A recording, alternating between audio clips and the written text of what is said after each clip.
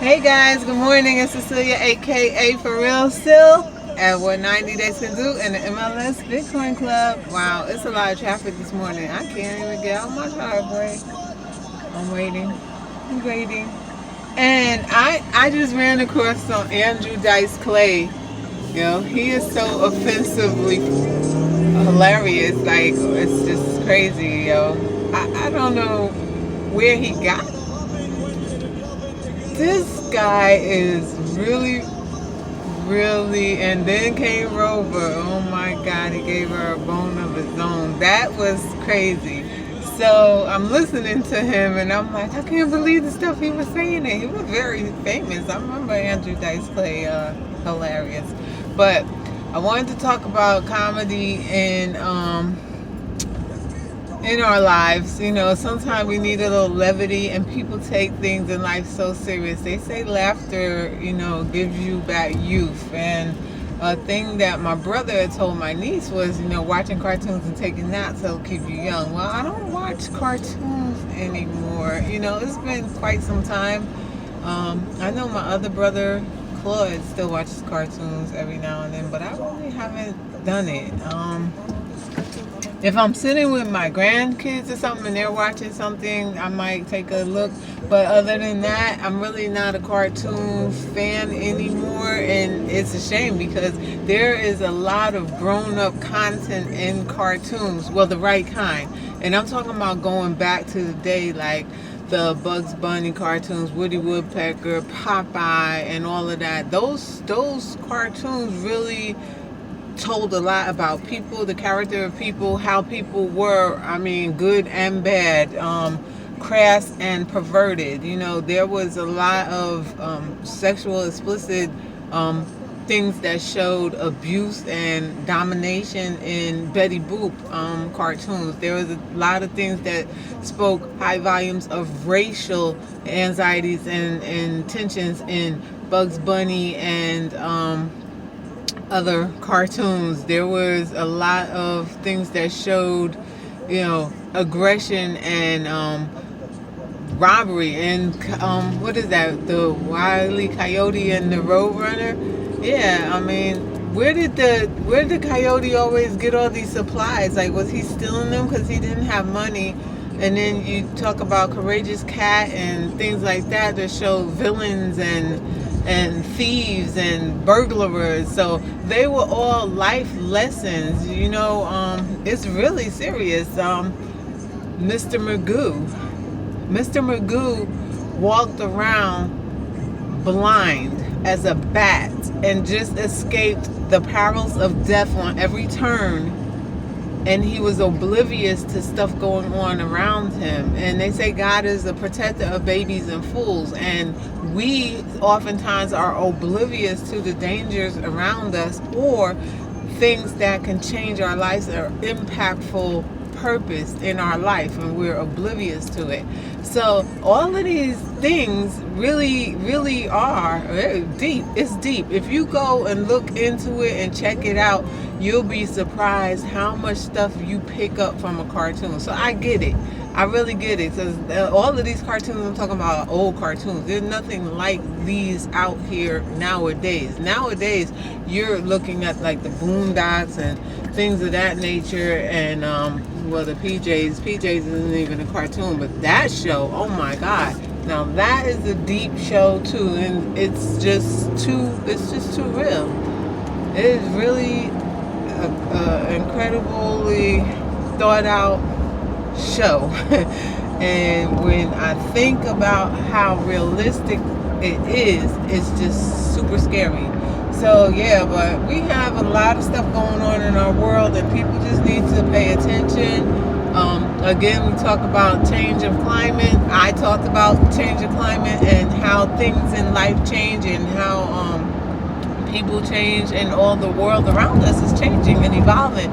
So we have to step up and be a different kind of provider for our households, be more alert to the changes of the world, and just address issues as they come, and learn how to cope with a lot of different aspects of life. You got your ups and downs. You will have confrontations, and some of the stuff that you may go through may surprise you, because we're brought up in a world where we think that there's equality and stuff, and really there is not. And we gotta, it's a thing that we have to open our eyes to, but we still have to be the very best people we can be, and love people genuinely, and care about others in this world. Because if not, then what's the purpose of life? Life without love is nothing. And if you don't have a love for art, a love for music, a love for animals, a love for people, a love for a sport or entertainment, or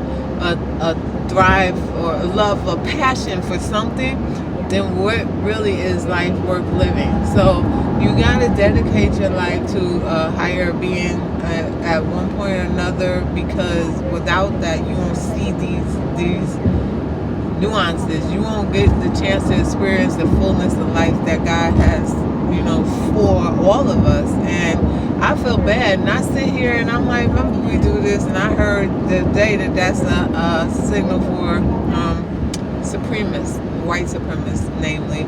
And okay, and that's all I can say about that. Like, okay, we have one too, and I think this is more impactful. It's Black Power.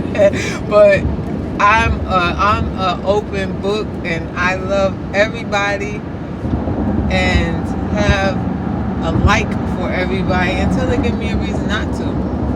I care about people genuinely. It doesn't matter where you come from. It doesn't matter what nationality you are. It doesn't matter what religion you are. I'm a people person. I like people. I like sharing information. I like sharing my time. I like learning about different people. I like learning about different cultures. I like learning about technology and tools and all of that. So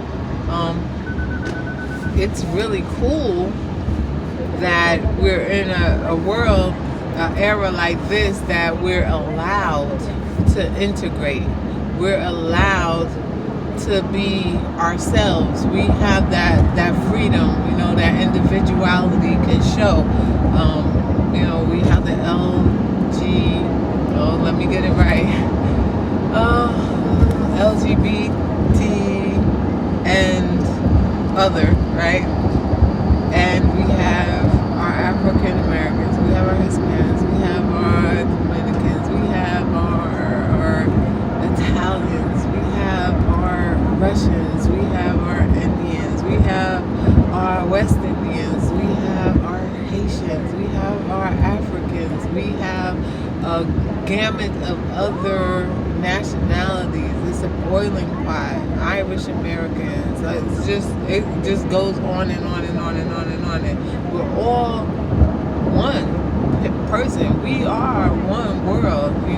Think about Michael Jackson's song "We Are the World," and listening to all of the artists sing, and many of them came from different walks of life, and they all shared one purpose: to come together and talk about peace amongst each other and amongst the world. Because at the end of the day, we all share the same planet, and if it comes to an end, a crisis, there is not going to be any other saving grace than the Lord God Himself, and those who have done right in this world will be brought up in the rapture, and then others are going to go down with the ship.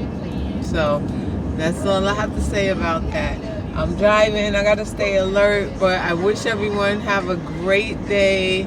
Enjoy your life, enjoy living, love people earnestly, give that agape kind of love like Christ has for the church, and the church being the body, all right? Love people and have some levity in your life. Listen to a comedy, read a book, read a joke book, make up your own little jokes, listen to kids talk. And that's another thing. Oh my God, this Hadash is gonna start, the kids say the darndest things, and I thought that was so funny because Bill Cosby used to host that show, and at one point I believe Johnny Carson also hosted that show. So that's how old the show is, and it's coming back on. And it's true, kids do say the darndest thing. They are the most comical people because they're free spirited and they don't have a level of understanding of everything that they're saying or the implications sometimes behind what they're saying, and we do. That's why words are power, guys. You got to learn how to use them effectively because they could hurt or they could help. And these kids, they just talk. They say what comes out of their mouth, and they think about what a question. They're very literal. Put it like this: they're very literal, and they don't think about what they say or how they say might come across to another person when they say it. I love the honesty of it. I love the richness of that. So try to check out that show because I think it's going to be hilarious. All right. So again, have a great day, guys. Enjoy the rest of your week and have a nice weekend.